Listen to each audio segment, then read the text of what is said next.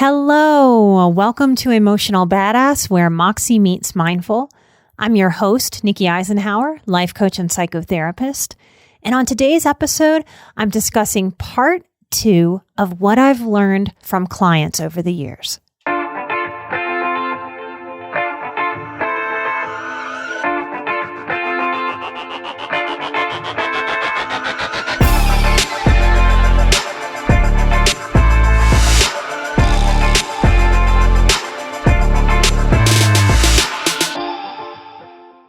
All right, another thing I want to share with you about what my amazing clients have shown me, have taught me over the years, is this truth about our parenting.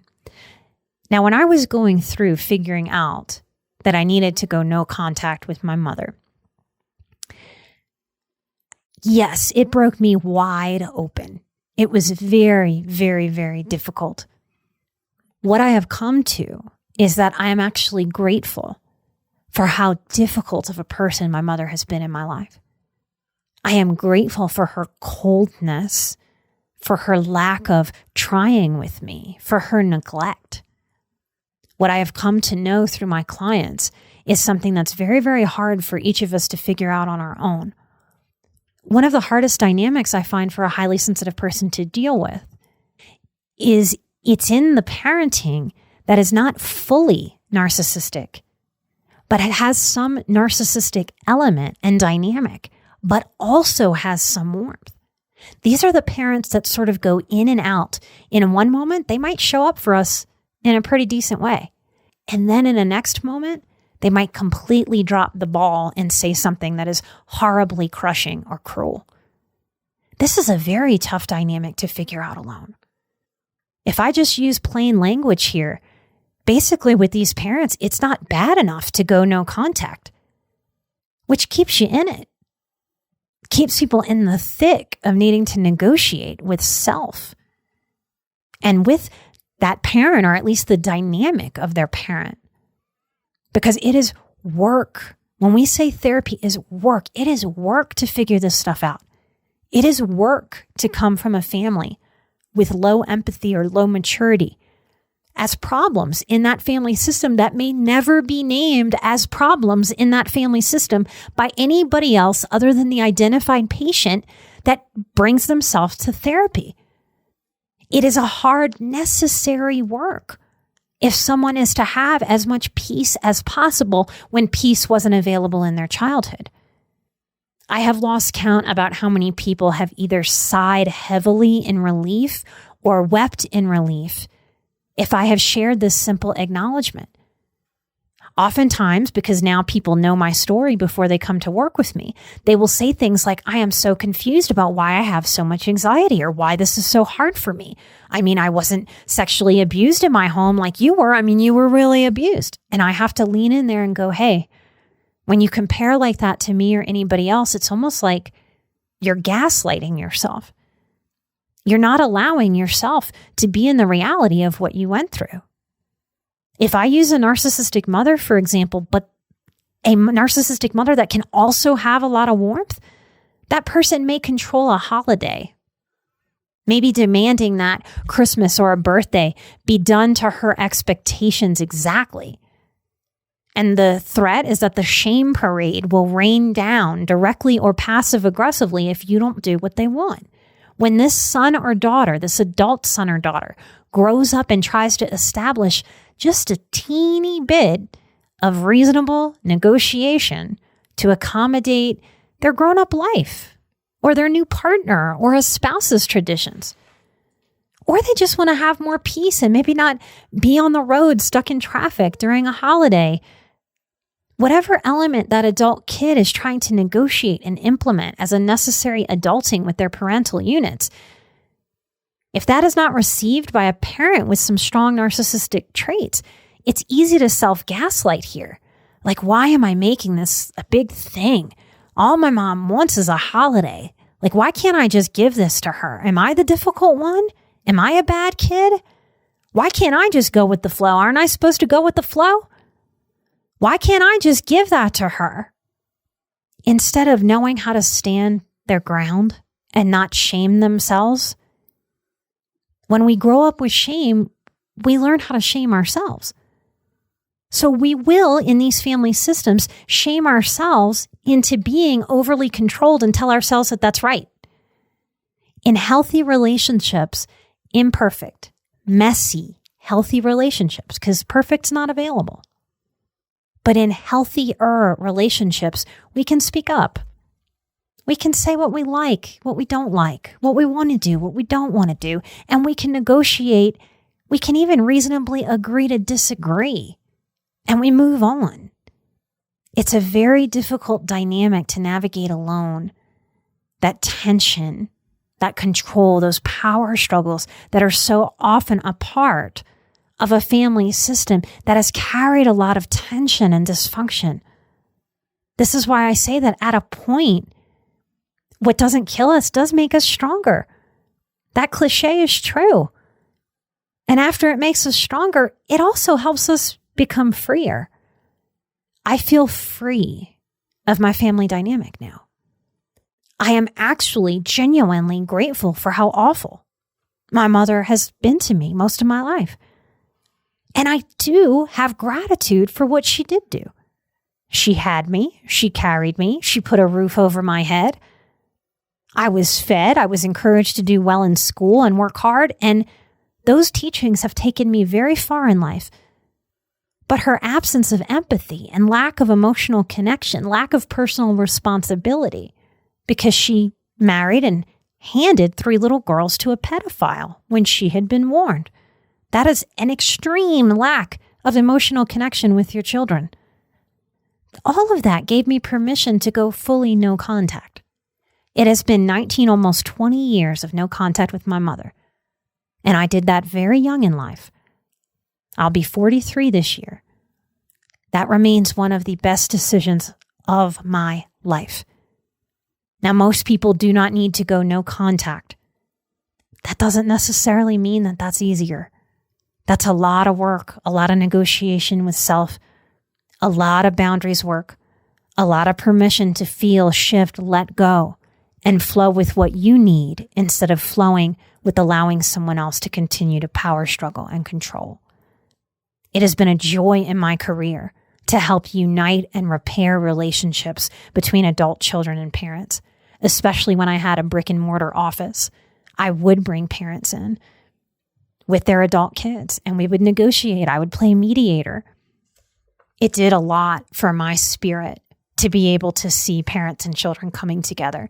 To know that I could hold space for that helped me be more in trust and faith of the work that I have been doing internally for myself and then with other people. We live in a country that understands that cults suck people in and have mind control over them. Part of why I talk about this, about going no contact, about how hard it is to stay in contact when you come from a dysfunctional family, is because we are, as a society, uncomfortable with acknowledging that a family has cult-like power over its children. If that family is healthier, is encouraging of those children developing into their own people, that's not a power that ever becomes dangerous. But in a family that is dysfunctional, it is very similar to a cult-like mentality. That family operates very similarly to a cult. You're either in or you're out. You either do what the cult or the family wants and you're good, and if you don't, you're bad. It's a lot of black and white thinking. It's a lot of control. It's a lot of shame. It's a lot of teaching people that you need what the cult or the family is offering and you cannot survive without.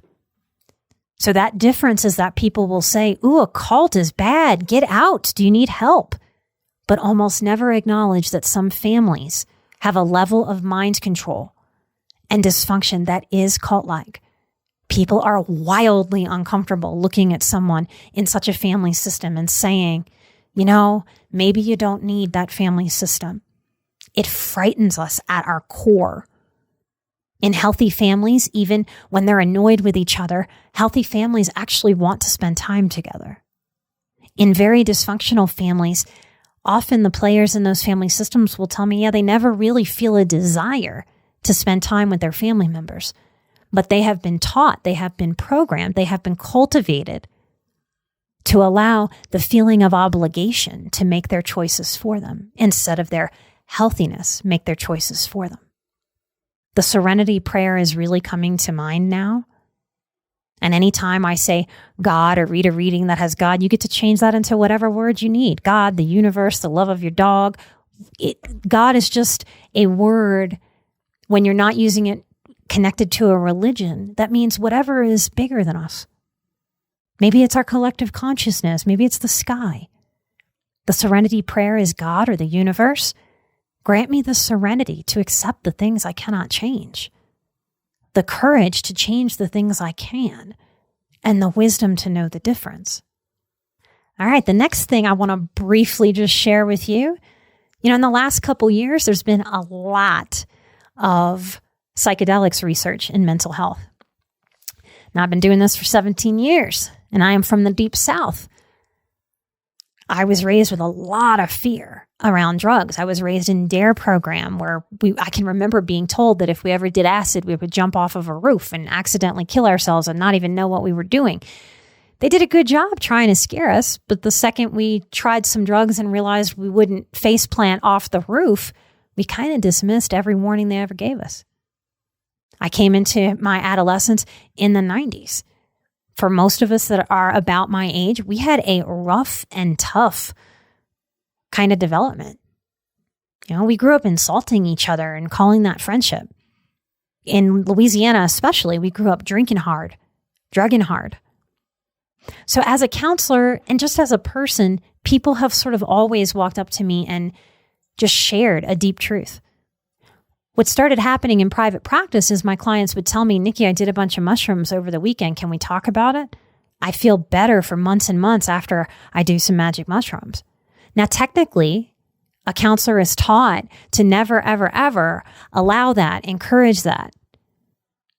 I always allowed it. If my clients came that way, some would smoke marijuana and then come to their session, and I would just ask them to let me know if they did any kind of substance before coming to my sessions. I wanted their sessions to be useful, to be productive, to not be a waste of their time or my time or their money or their emotional investment. I wanted them to make sure that we were talking about that they were getting what they needed if they came to sessions that way.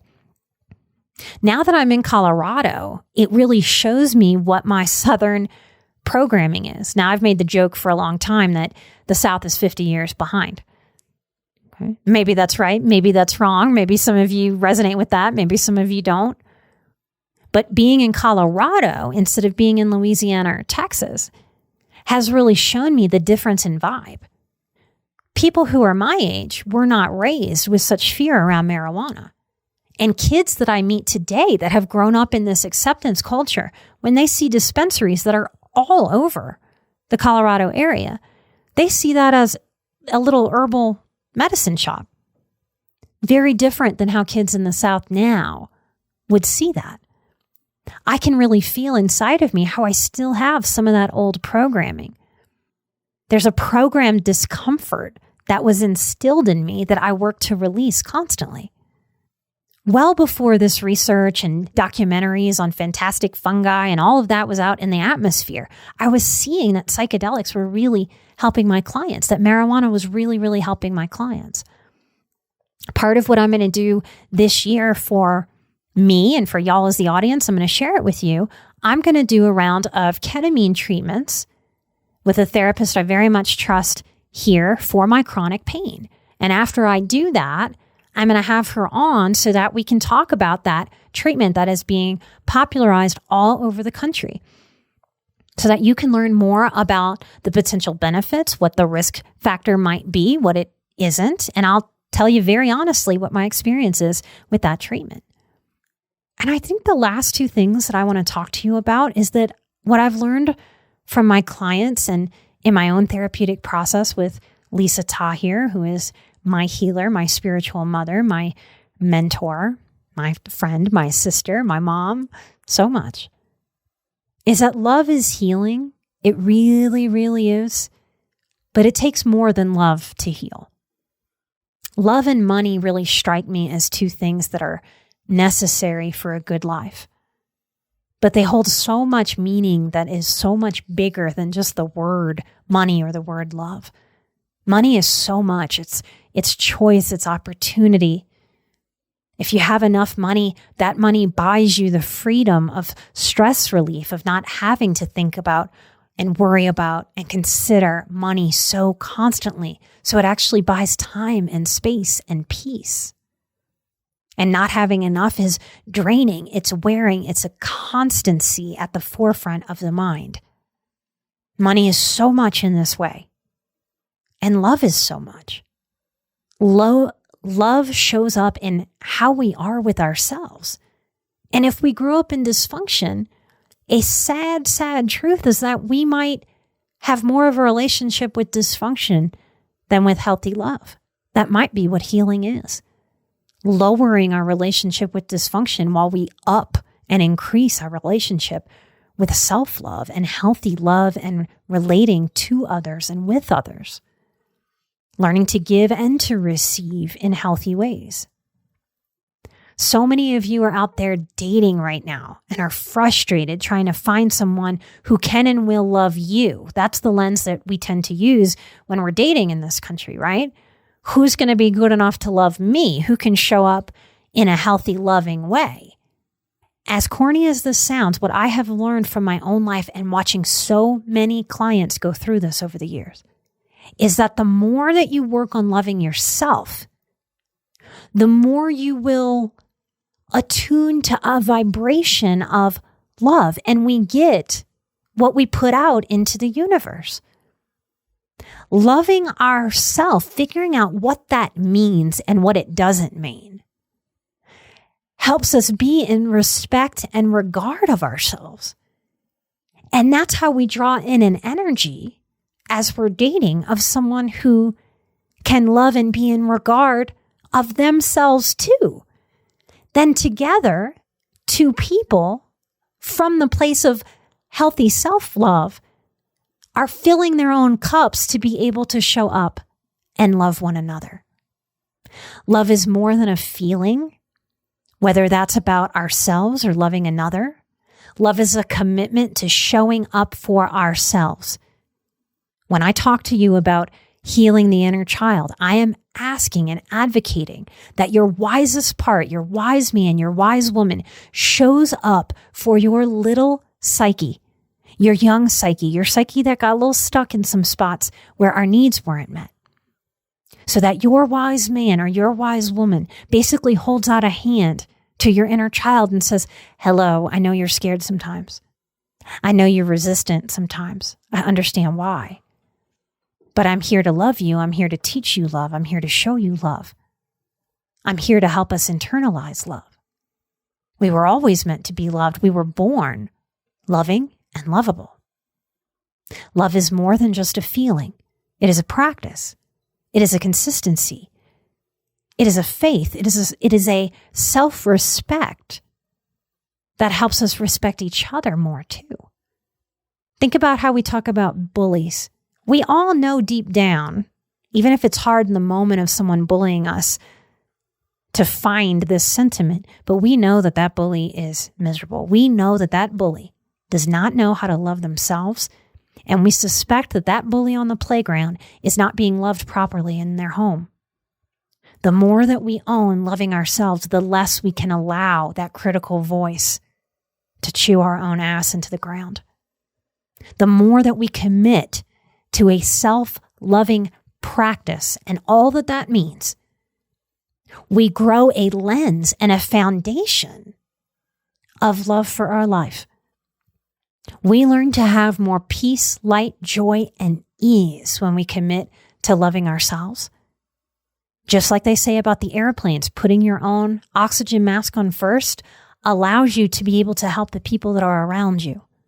Self-love is not the bad kind of selfish thing that a lot of people will try to convince you of, particularly if you're having boundaries with those people.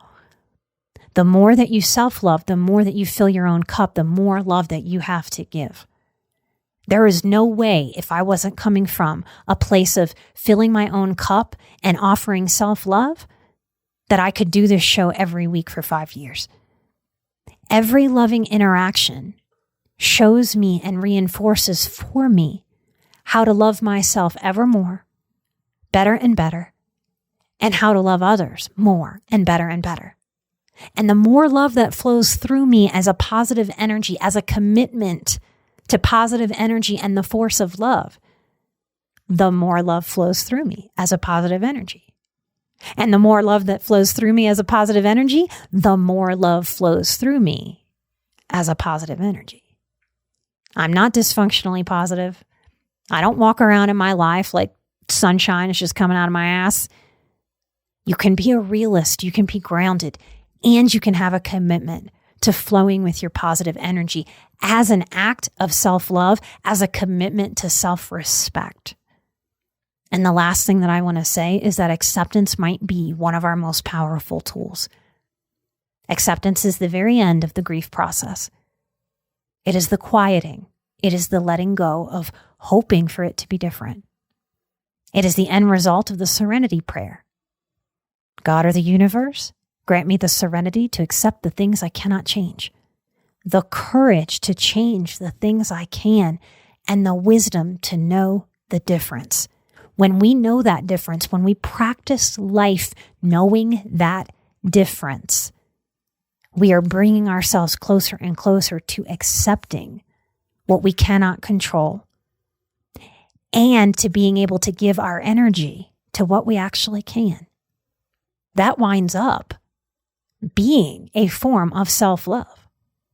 So if self-love throws you, if that word is wonky for you right now in this season of your life, let it go. And allow yourself to work on acceptance. Work with that serenity prayer. Accepting what I have hated to accept has been maybe the biggest growth point for me. Here are some coaching questions to help you move toward acceptance. What are you not accepting? How long have you pondered what you have not yet accepted? And yes, I'm asking you to name the time as measurably and specifically as you can. Yes, boundaries participants, I know you just remembered that lesson. We get measurable and specific. That's one of the boundaries course lessons. How long have you pondered what you have not yet accepted? An hour, a day, a week, a month, years? Now, ask yourself, how much more time is right for you to give what you have not yet accepted? Would you like to give it another day, a week, another year? Notice what you notice when I ask that question. Do you feel something shift? You feel something open up? Does that shine light on accepting and what not accepting does to our lives? Another question for you, and you can journal these later if you'd like. Is your critical voice invested in you not accepting this? I'm going to ask that again. Is your critical voice invested in you not accepting this? What pattern do you continue if you refuse to accept what needs accepting? What newness do you invite if you accept this? What unknown do you step into once you accept this? If you could zip into the future and chat with your 90-year-old self right now, what would he or she want you to do with this acceptance or not acceptance? The cliche stands, y'all. What doesn't kill us makes us stronger. You can feel victimized by what hasn't killed you, or you can look at your strength. Things that I've accepted that have brought me freedom. Here's my very personal list. I have no power to change a personality disordered parent. Siblings in dysfunction sometimes follow the path of the parent. I had no legal right to my stepdaughter, and I could not make either of her parents honor our love or our bond. I lost her when I chose to save myself, and I had to accept that I had to also forgive myself for leaving her. The serenity prayer helped me know that I had zero control to have a child of no blood relation to me in my life. Once I accepted losing her, I also could face that if this didn't kill me and break my heart the way it felt like it did, that I could survive anything. And I choose to look at the strength earned instead of the love lost. Because just because I can't have her love or give her love in this human plane, I send it all the time on the spiritual plane. Because that is what I can do. A la the Serenity Prayer. One of the hardest lessons to accept in my life is that sometimes I can say all the right things, ask all the right questions, but I don't have any control over how others show up. Some people say what they say with fluff and no follow through. Others say what they mean and mean to follow through. I can't know until I see that person in action.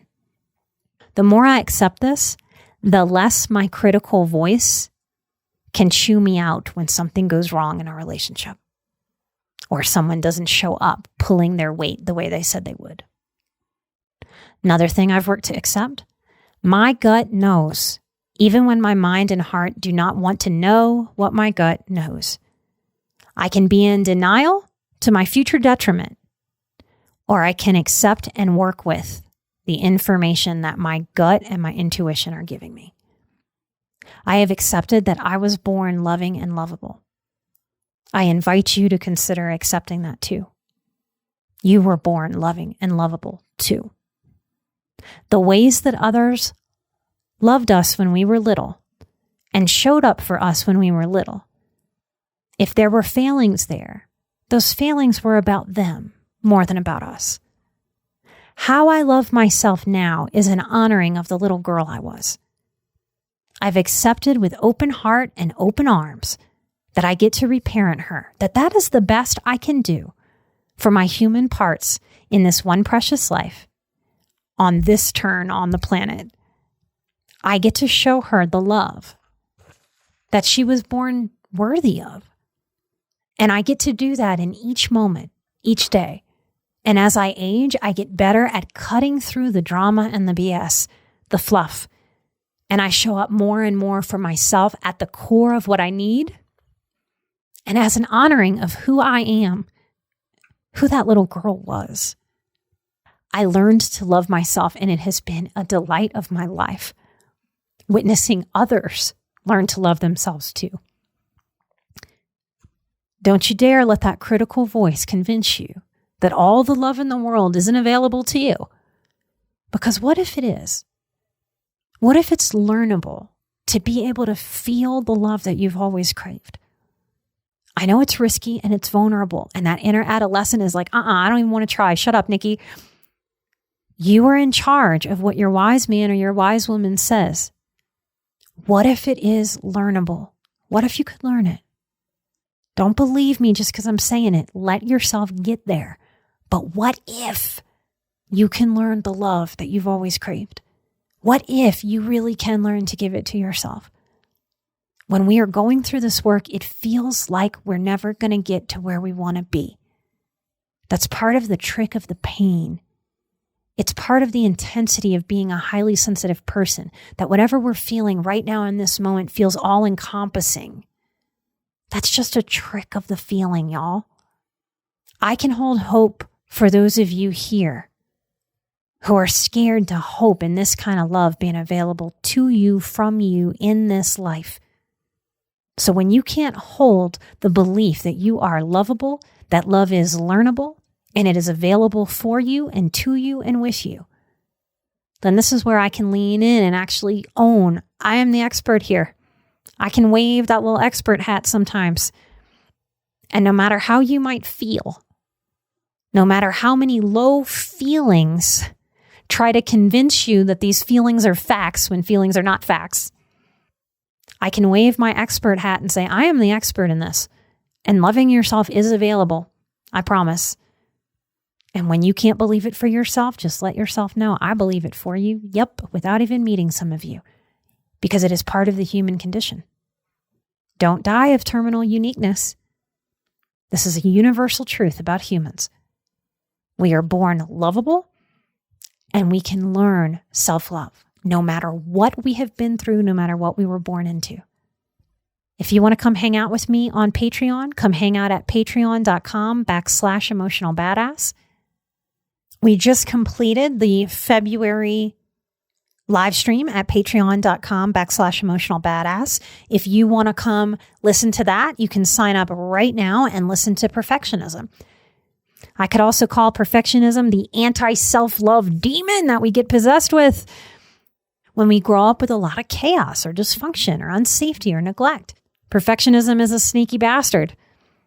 When we learn to look at and change our relationship with that perfectionism, we also get closer to self-love. The inner expectation to be perfect really robs us of owning, accepting, and loving ourselves through our own humanity. So to come listen to that talk and see the questions that were submitted by fellow Patreon people who participated, patreon.com/emotionalbadass. If you want to participate and submit a question, the next topic for March is about getting out of dysfunctional relationships. My story is an open book. When I say you can ask me anything, I mean anything. As long as I can find a way to make it therapeutic and helpful, I will share anything.